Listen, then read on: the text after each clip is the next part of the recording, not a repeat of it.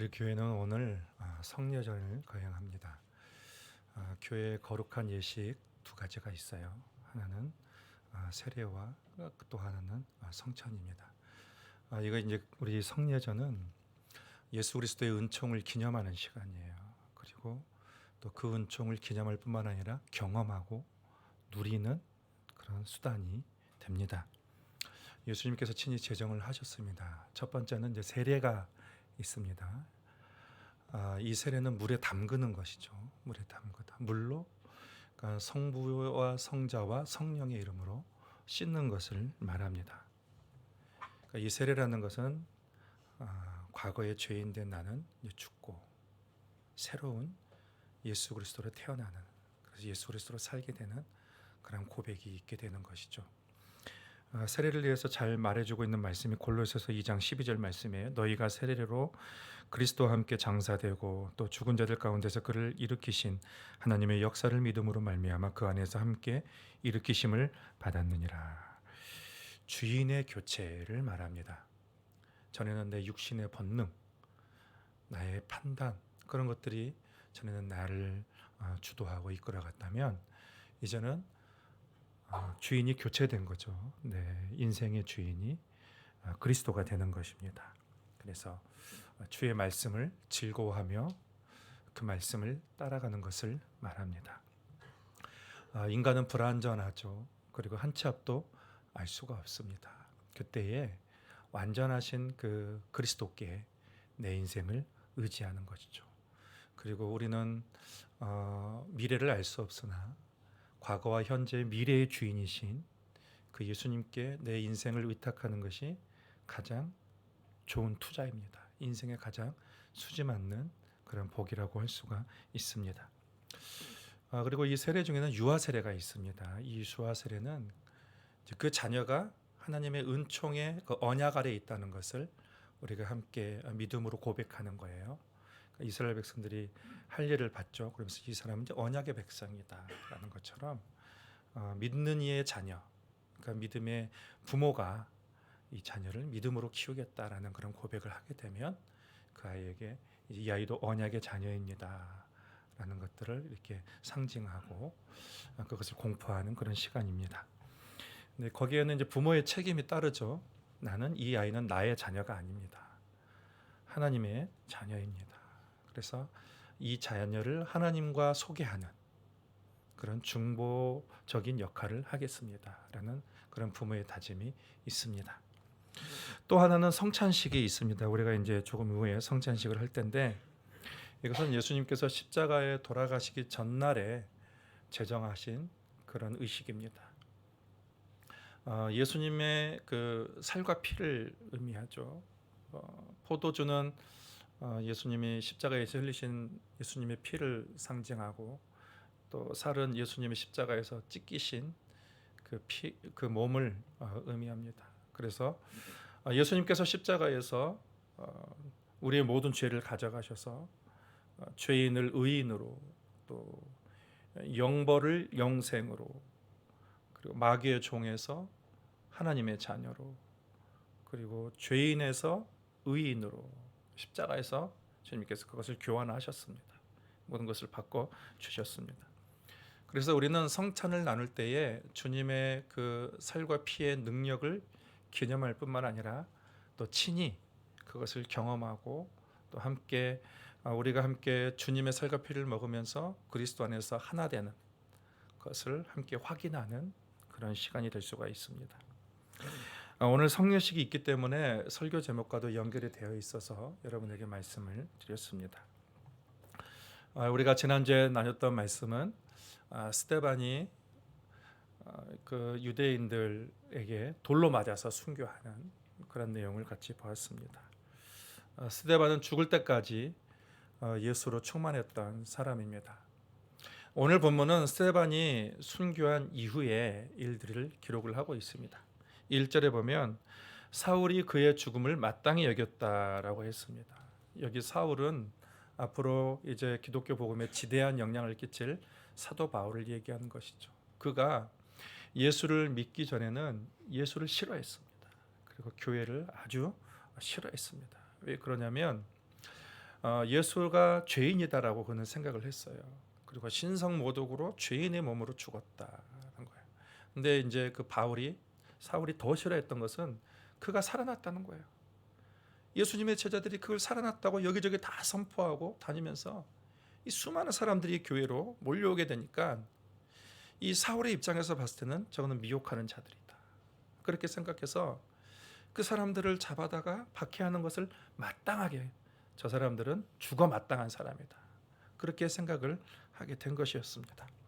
그래서 1절에 계속 보시면 그날에 예루살렘에 있는 교회에 큰 박해가 있어 사도 외에는 다 유대와 사마리아 모든 땅으로 흩어지니라. 이 스데반이 죽게 되자 이 유대 지도자들은 힘을 얻었어요. 그래, 우리의 의도대로 된다. 사람들을 불러 모으고 그리고 사람들을 조정하고 선동해서 결국 그들의 목적이 이루어가는 거예요. 그래서 이게 탄력을 받아가지고 예루살렘 교회에 큰 박해가 일어나게 됩니다. 사도 외에는 모두 유대와 사마리아와 모든 땅으로 사람들이 흩어지게 되는 것입니다. 사람들은 복음을 좋아하지 않습니다. 왜 복음을 좋아하지 않을까요? 그것은 교회가 본을 보이지 못한 이유라고 또 사람들은 얘기하기도 합니다. 일부 일리가 있습니다. 그렇지만 여러분, 종교를 가진다고 해서 교회만 문제 있는 것은 아니에요. 더하면 더했지 다른 종교도 마찬가지입니다. 사람들이 복음을 거부하는 이유는 복음이 빛이기 때문에 그렇습니다. 복음이 진리이기 때문에. 요한복음 1장에 보면 이 세상은 어둠 가운데 속해 있다고. 사람은 어둠 가운데 있어. 빛이 왔으되. 빛이 왔으나 어둠 가운데 있는 사람들이 빛을 깨닫지 못하고 빛을 싫어하고 빛을 거부합니다. 왜냐하면 사람들은 그 마음에 진리를 거부하는 죄성이 그 마음에 있기 때문에 그렇습니다. 그래서 늘 죄를 좋아하고 그래도 양보하기 싫고 그 어둠이 좋아해서 빛이 오면은 이 빛을 거부합니다. 그래서 사람들이 다 죄를 짓는 것은 아무도 모르게 죄를 짓죠. 캄캄한 곳에서 죄를 짓죠. 본인의 행동이 바른다면 모든 사람 앞에서 당당하게 본인의 일을 하게 될 것입니다. 우리가 복음을 전할 때에 복음의 순서가 있어요. 먼저는 복음의 시작은 하나님입니다. 그래서 하나님은 당신을 사랑하시고 당신을 위한 놀라운 계획을 가지고 계십니다. 하나님은 이 세상 사람들이 생명을 누리되 풍성히 누리길 원하십니다. 이게 하나님으로부터 복음을 시작해요. 사랑의 하나님. 두 번째는 인간입니다. 그런데 인간은 하나님의 형상대로 만들어졌지만 인간이 죄를 지음을 통해서 하나님의 사랑도 알지 못하고 하나님의 계획도 깨닫지 못합니다. 그래서 성경은 모든 사람이 죄인이고 그 죄의 삭은 사망이에요. 하나님의 주시는 그 은혜를 누릴 수가 없고 그 마지막은 멸망이 되는 것입니다. 그러면 그 인간 비참한 인간에게 필요한 분이 누군가? 그 다음이 예수 그리스도이십니다. 사람이 담당해야 될 모든 죄를 그리스도께서 십자가에서 다 담당해 주셨습니다. 그래서 예수께서는 말씀하셨습니다. 내가 곧 길이요 진리요 생명이다 라고 말씀하셨습니다. 예수께서 하나님과 인간 사이에 그 다리를 연결해 놓으신 것입니다. 그러면 이제 그리스도가 나왔습니다. 그 다음에 이제는 구원입니다. 구원론입니다. 우리가 어떻게 구원을 얻을 수 있는가? 우리를 위해서 십자가에 달려 돌아가신 그 예수 그리스도를 영접하고 내 죄를 회개하고 예수님을 믿으면 내가 구원을 얻을 수가 있습니다. 요한복음 1장 12절 영접하는 자 곧 그 이름을 믿는 자들에게는 하나님의 자녀가 되는 권세를 주셨으니 라고 말씀하셨습니다. 여러분, 이 세상 사람들은 자기 힘으로 구원을 얻으려고 합니다. 그런데 여러분, 자기 힘으로 구원을 얻으려면 100% 해야 돼요. 100% 선해야 되고 100% 모든 율법을 다 지켜야 돼요. 그런데 그렇게 할 수 있는 사람은 아무도 없습니다. 하나님의 영광에 이를 사람이 아무도 없습니다. 그런데 예수님을 영접하면 아무런 죄가 없으신 그리고 부활하신 그 예수 그리스도의 의가 하나님의 그 의가 우리에게 주어지는 거예요. 우리에게 전가된다고 그렇게 말씀하고 있습니다. 그래서 우리는 구원을 얻으려면 이렇게 기도해야 돼요. 주님, 나는 형벌받아 마땅할 죄인입니다. 주님께서 나의 모든 죄를 십자가에서 다 담당해 주신 것을 감사드립니다. 이제 나를 사랑하신 그 주님을 내 마음으로 영접하오니 내 안에 들어오셔서 주님이 내 인생의 주인이 되어 주시옵소서. 이렇게 기도하면 주님께서 우리 안에 오셔서 우리를 구원해 주시는, 구원 얻을 수가 있습니다. 에베소서 2장 8절 9절, 너희가 그 은혜에 의하여 믿음으로 말미암아 구원을 받았으니 이것이 너희에게서 난 것이 아니요 하나님의 선물이라. 행위에서 난 것이 아니니 이는 누구든지 자랑하지 못하게 함이라. 구원은 선물로 주는 거예요. 은혜로 주는 것입니다. 그러면 그것으로 끝납니까? 그 다음에 교회가 있어야 돼요. 교회는 성령께서 만드셨어요. 예수 믿는 모든 사람들을 교회로 주님께서 불러 모아 주셔서 교회 안에서 함께 하나님을 예배하고 함께 훈련받고 함께 교제하고 함께 섬기고, 그리고 하나님께서 이 땅에 교회를 통해서 하나님의 나라를 이루어 가시는데 그 교회의 일원으로 우리가 속해서 함께 섬기면서 이 세상 가운데 하나님의 나라를 만들어가는 것, 이게 교회입니다. 여러분, 그러므로 우리가 교회에 대해서 문제가 생기면, 내가 어떤 교회론에 어떤 문제가 생기면 그 사람의 신앙에 문제가 생기는 거예요. 이게 다 지금 논리적인 순서로 돼 있어요. 그래서 이 교회는 하나님을 어떻게 알고 인간을 어떻게 알고 그리스도를 어떻게 알고 구원과 그것을 어떻게 하냐에 따라 이게 교회에 대한 이해가 달라지게 되는 거예요. 그리고 그 마지막이 뭐냐면 종말론입니다. 종말론. 이제는 교회가 어떻게 되는가? 이 세상 속에서 하나님께서 교회를 만드셔서 교회를 통해서 하나님 나라를 이루어가지만 결국 하나님께서 이 마지막 때에 예수님이 재림하셔서 심판의 때가 온다는 것입니다. 그것이 요한계시록이죠. 근데 여러분, 요한계시록은 믿는 자들에게는 두려움의 책이 아닙니다.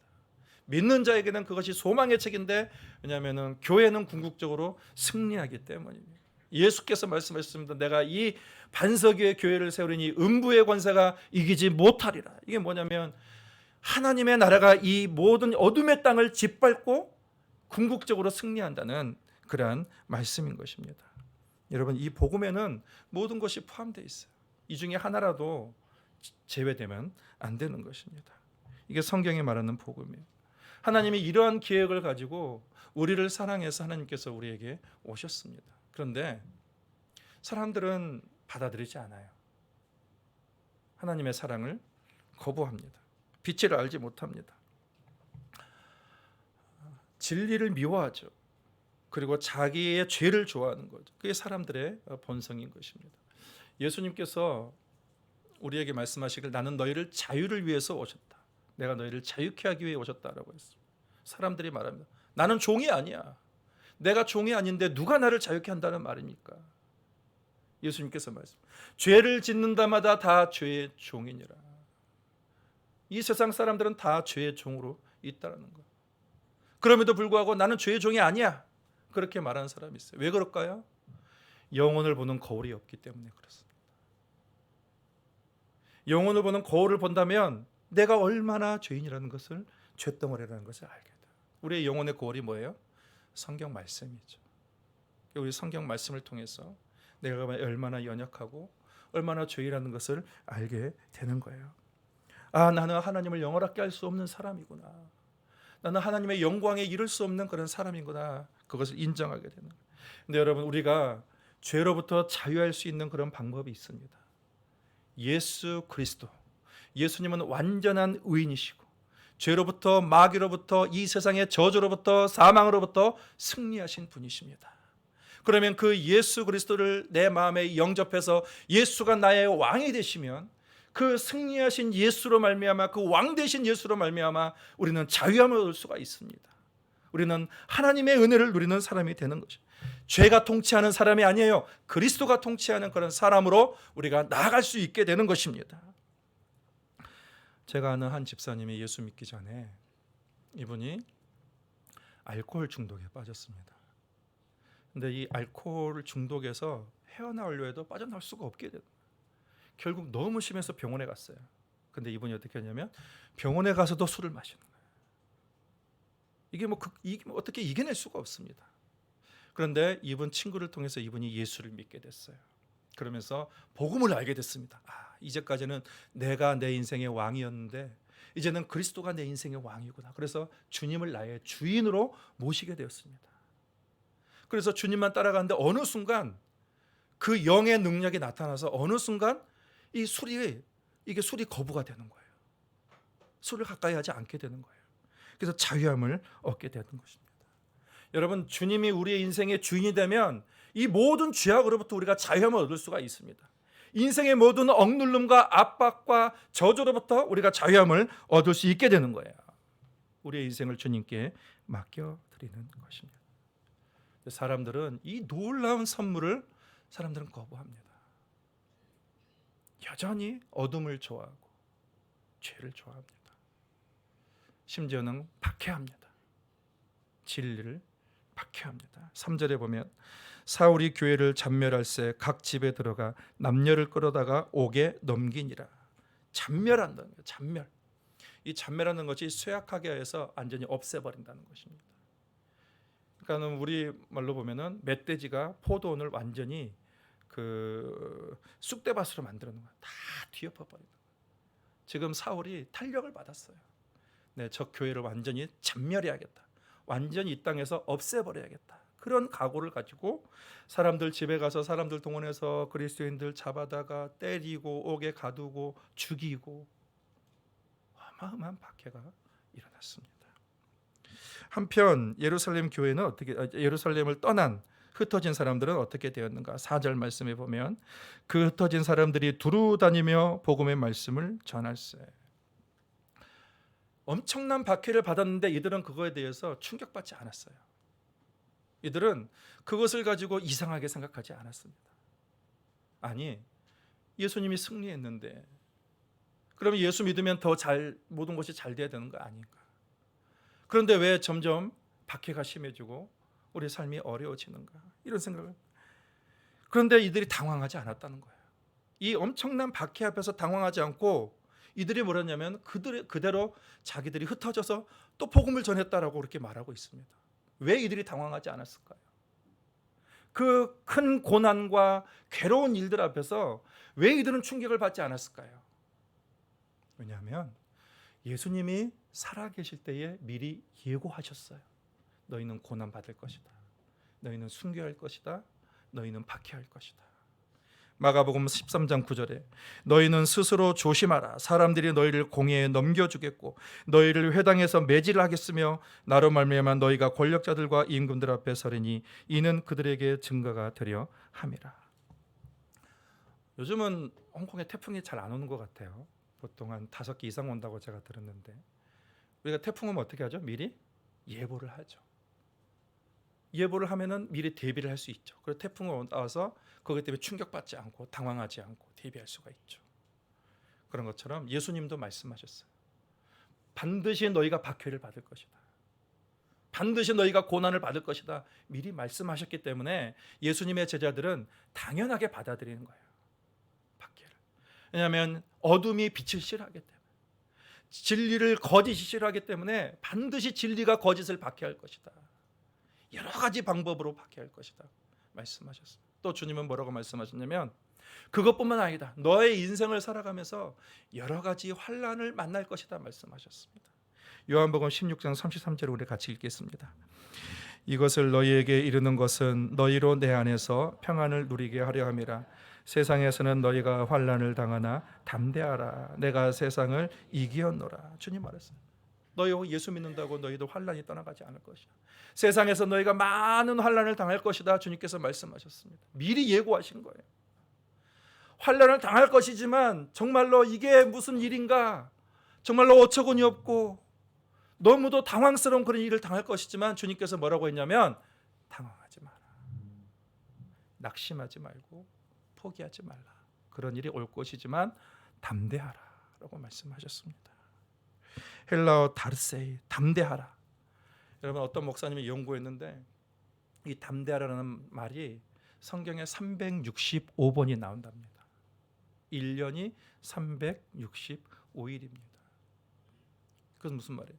어쩌면 우리 인생 전부가 환난일 수도 있어요. 스트레스와 압박과 환경적인 어려움과 육신의 어려움과 그런 인생에 많은 그런 질고와 고통이 있지만 주님께서는 그렇지만 담대하라 라고 지금은 주님께서 그래요. 365일 담대하라 주님께서 지금 우리에게 그렇게 말씀하고 계시는 거예요. 왜 담대하라고 했습니까? 내가 세상을 이기었노라 라고 한 거예요. 내가 세상을 이기었노라. 주님이 이기셨다는 것입니다. 주님이 십자가에 달려 돌아가셨지만 그렇지만 주님께서는 다시 부활하셨고 주님은 하나님의 아들로 인정되셨고 주님은 왕이 되시는 거예요. 담대하라. 세상을 이기는 왕이 너와 함께 하는 거예요. 담대하라. 그렇게 말씀하시는 거예요. 박해가 있을 것입니다. 핍박이 있을 것입니다.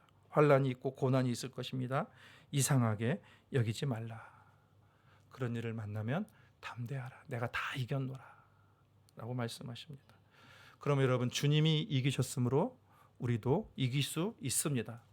여러분 주님은 우리에게 말씀하셔요. 너 인생 밑바닥에 갈 수 있어. 담대해. 너 인생 죽을 수 있는 그런 순간까지 갈 수 있어. 담대해라. 정말로 이 세상에서 내가 한 번도 겪어보지 못한 괴로운 일을 당할 수도 있어. 주님은 담대하라. 환난을 당하나 담대하라 라고 말씀하십니다. 주님이 여러분의 왕이십니다. 그 주님께 여러분의 인생을 맡기시고 승리하신 주님과 함께 하나님의 권능을 누리며 살아가는 주의 백성들이 되기를 예수님의 이름으로 축복합니다.